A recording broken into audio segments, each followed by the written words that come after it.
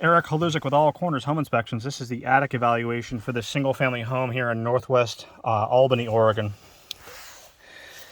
We're at the area where that soft spot was identified. We're seeing some minor structural damage to the roof sheathing at this location.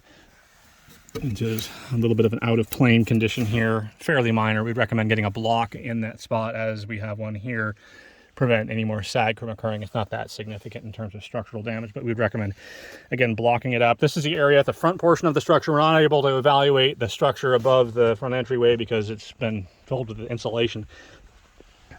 Sort of inexplicably, you wouldn't normally see insulation in that location. It is excessively hot in this attic space. It is currently 71 degrees outside, and it's probably well above 95. 25-degree temperature differential is not good. You want to have the outside temperature and the attic space to be within a few degrees of each other. If you get too much of a temperature differential, you get condensation on the underside of the roof sheathing, and then you get mold and mildew growing. Speaking of mold and mildew, so much insulation has been added to this attic space that it's difficult to navigate here. It's virtually impossible to determine where the roof framing is versus the ceiling structure.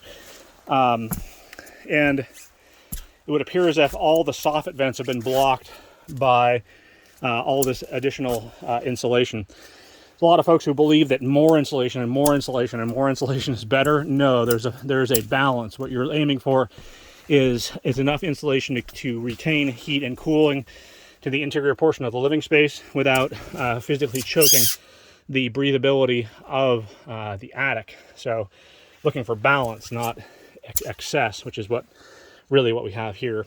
Recommended evaluation by, again, that same licensed contractor who does attic ventilation balance surveys. Eric Haluzik, All Corners Home Inspections.